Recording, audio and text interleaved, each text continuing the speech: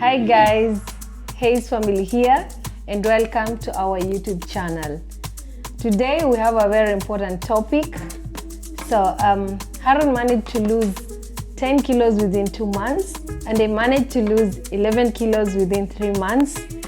So today Haron is going to explain to you guys how he managed to lose 10 kilos within 2 months.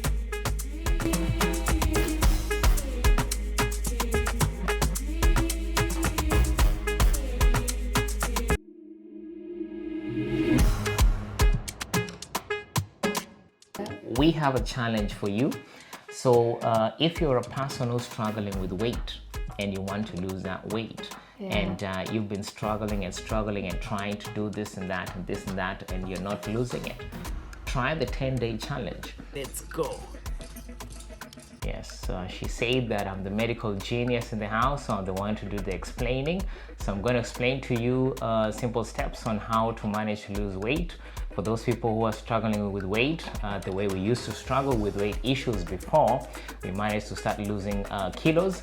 I'm going to explain to you each and every step that you need to know on how to lose weight as quick as possible. It's a simple regime, and if you follow it the way I'm going to explain it, you're going to manage to lose some weight like never before. So before, I used to try to lose weight. I used to do a lot of sports. Actually, I used to play a lot of basketball, do a lot of jogging, and there was this lower belly fat that I couldn't lose at all. I couldn't, no matter what I tried, no matter how hard I trained, I couldn't lose this lower belly fat.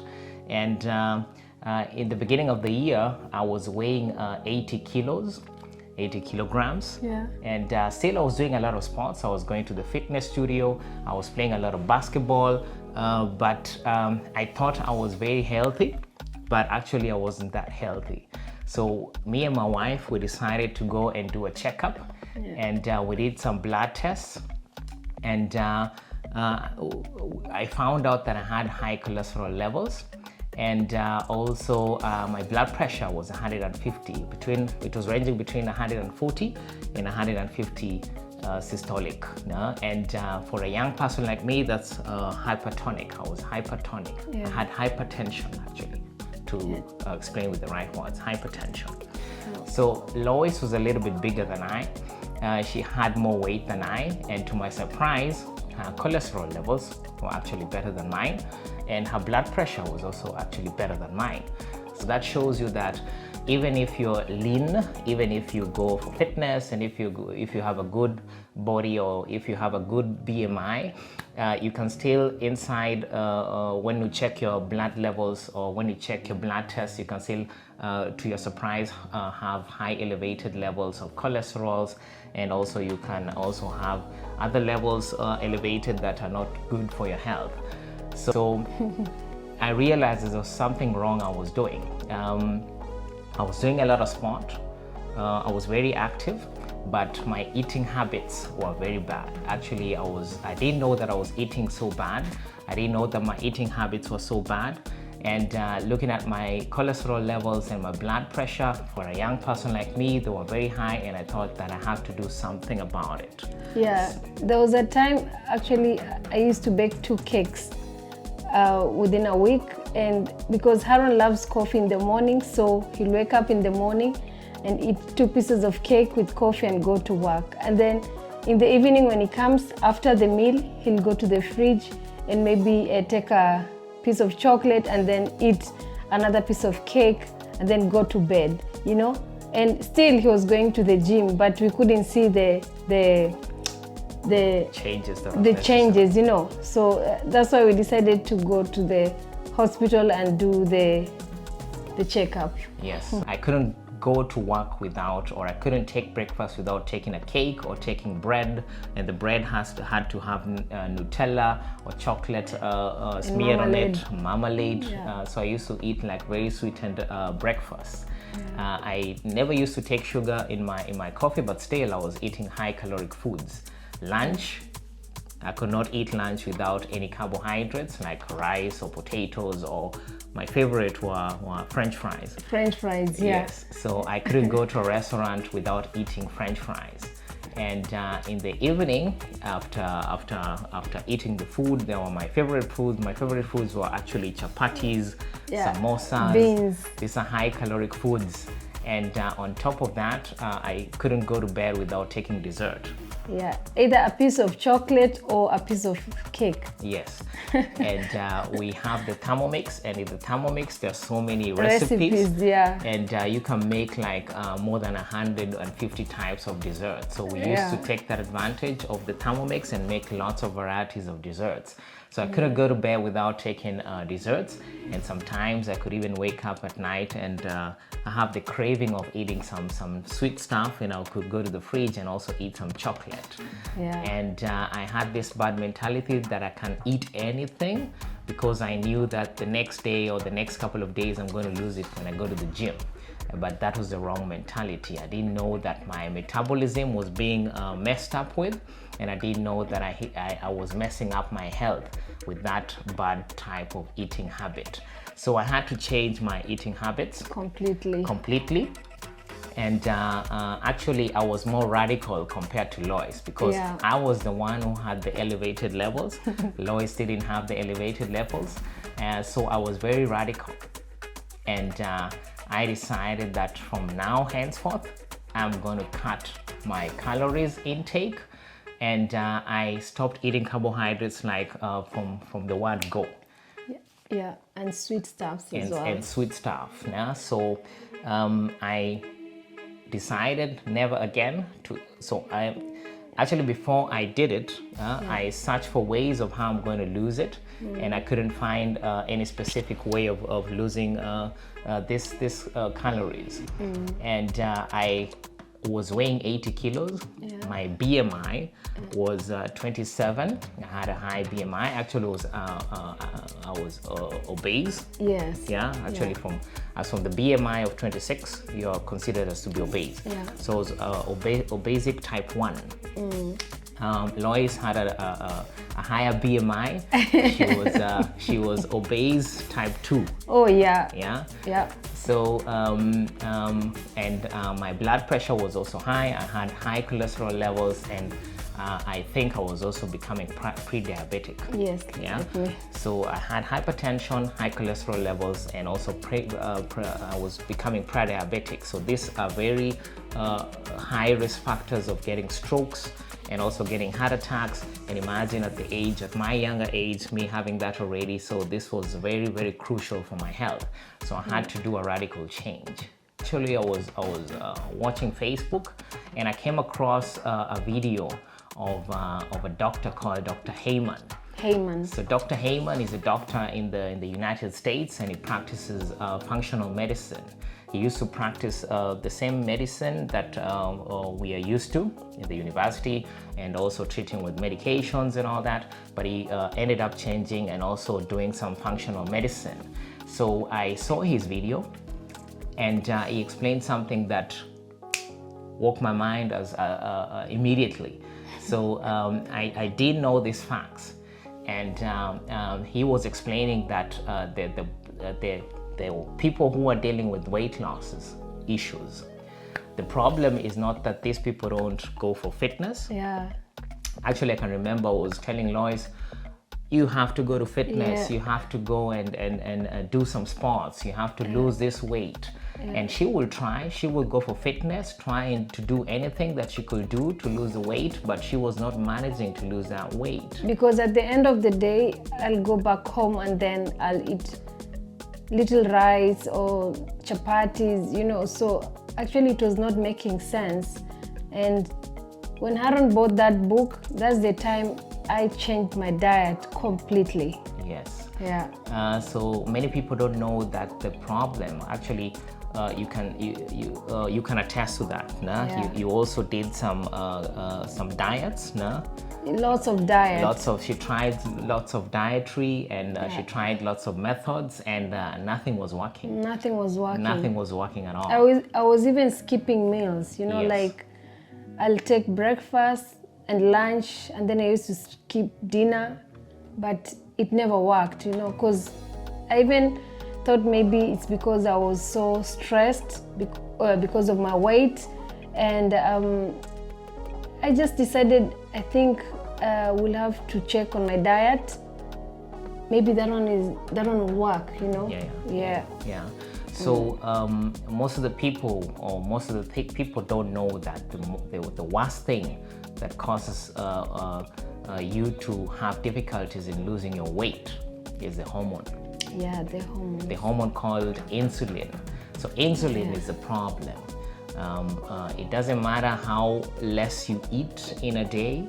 Yeah, it doesn't matter how many times you go for fitness and train, you have to check on your insulin spike. So insulin is that hormone that drives carbohydrates to your cells.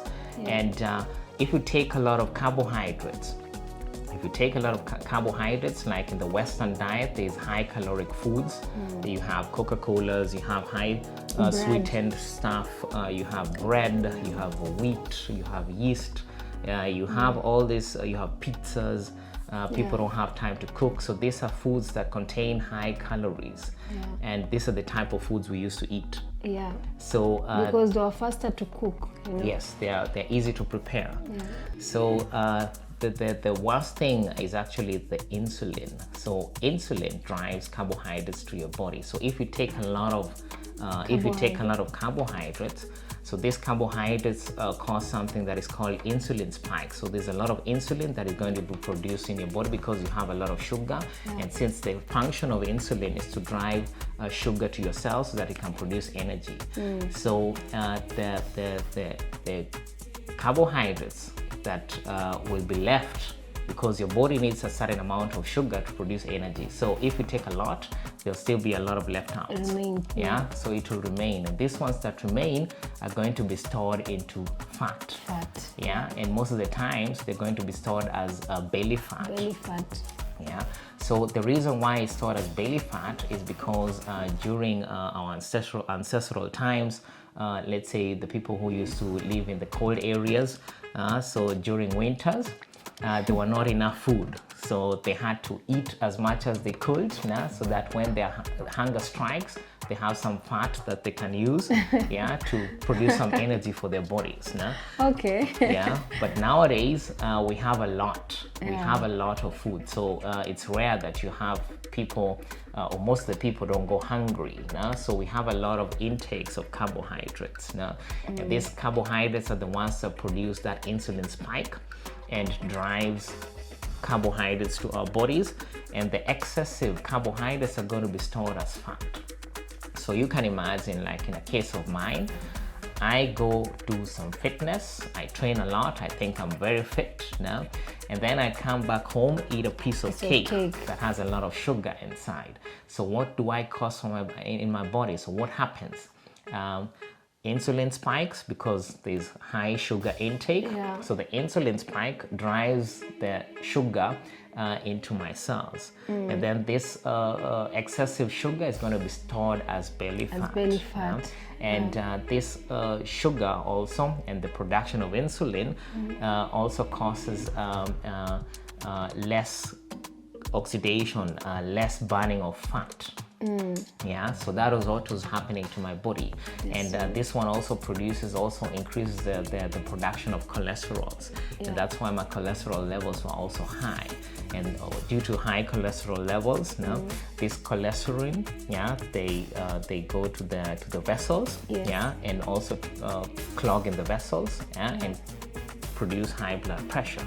So that was what was happening to me. So that's why I had to do a radical change. So after coming across this video of Dr. Heyman, he recommended a book, and I bought his book, and me and my wife, we read it. What's the name of the book? It's called 10-Day Blood Sugar Detox. 10 days? 10 Days Blood Sugar Detox Diet. So if you get a chance to buy that book, please buy it, because that book changed our lives. Literally, it changed our lives, because it contains a lot of crucial information that you need for you to maintain a healthy diet and to maintain a healthy lifestyle. So can you explain to our viewers what exactly we've been doing, what exactly we've been eating? Yes. What we decided to do was to do a radical change in our diet. So we cut off the carbohydrates, high caloric foods, we cut them off completely. So we did a test, and we wanted to try out and see how it goes. So we did a test and we did a challenge, and our challenge was to stay for 10 days, 10 good days without eating carbohydrates and sweets and sweet stuff and high sweetened juices and this kind of food stuff. Yeah. So we did a 10-day challenge, me and my wife.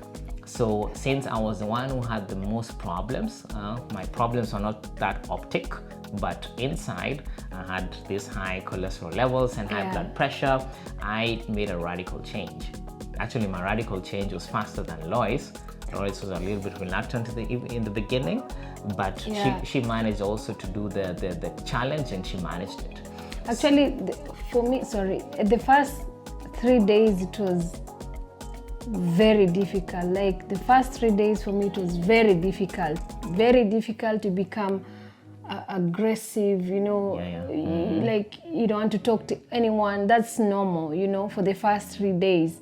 But after the fourth day, you get used to it, and you automatically you stop eating the carbohydrates and the sweets, So it's possible, I think. It's possible, yeah.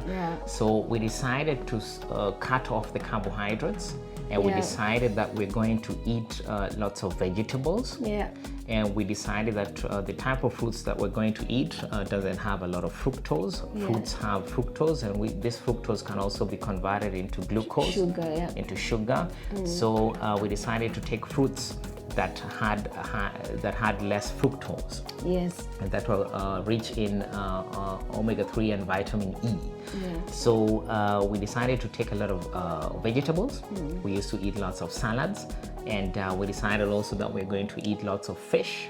Nuts. And we are going to cut on the red meat. We reduced our intake in the red meat. Yeah. And also we cut off our intake in milk products as well. Milk products. Yes, and the type of meat that we ate or we are eating right now is mostly chicken and fish. Chicken and fish as the white meat. And during that time, when we used to get hungry, we used to eat some nuts. Yes, in between we used to eat some nuts and some avocados and some avocados. So it was difficult. It was not so easy. So like Lois said, the first 3 days were the most difficult ones. Very difficult, yeah. We experienced headaches. We were having confusions. We were having fatigue. We were feeling like very tired, and we had hunger attacks. Now we were hungry. We were feeling hungry because that carbohydrate was not available anymore in the body. So the body was calling for carbohydrates, but we're not giving it. So we were kind of in a dilemma, trying to fight off that withdrawal. Yeah, but that's only for 3 days. As I said, after the 4th day, you get used to it. And you even ask yourself, why have you been eating carbohydrates and sweet stuff? And sweet stuff, yeah. So let me explain to you what sugar does to your body. Yes. Maybe before that, you can explain to the viewers what you normally eat for breakfast, what you normally eat for lunch, and what you normally eat for dinner. Okay. Because some people might think it's very difficult to survive without carbohydrates. So maybe we just explain to our viewers what we normally eat, and that it is possible to live without carbohydrates. So food that contains high caloric content, carbohydrates, this bread, things that are baked like cake, and things rice, potatoes, pasta, French fries. These are things that contain a lot of carbohydrates. So this is what we decided that we're going to cut off. So this is how my breakfast looks like. So in the morning when I wake up, I take an avocado. Actually, I either eat a whole avocado or I eat half of an avocado, and sometimes I will take also an egg. I will boil an egg, cut it into half, and also eat it. Some nuts. And I can also eat some nuts if I don't feel like I'm satisfied. And some fruit salad as well, just a little bit. Avocado must be there because it's rich in vitamin E. It's good fat, and you also feel satisfied after eating an avocado, so you don't feel hungry. Yeah. And take it with 1 cup of coffee or tea. Actually, we drink a lot of moringa tea. So that's how my breakfast looks like. And sometimes if by any mistake there's no avocado in the house, I will take the salad that I ate, or I could make myself some salad or eat some legumes, and I'm good to go. So that's how my breakfast looks like. And lunch, I eat a lot of salad, lots of vegetables. Actually, when you eat a lot of vegetables, you also get satisfied. Yes. So I either eat the vegetables with fish or with a piece of chicken. Or meat.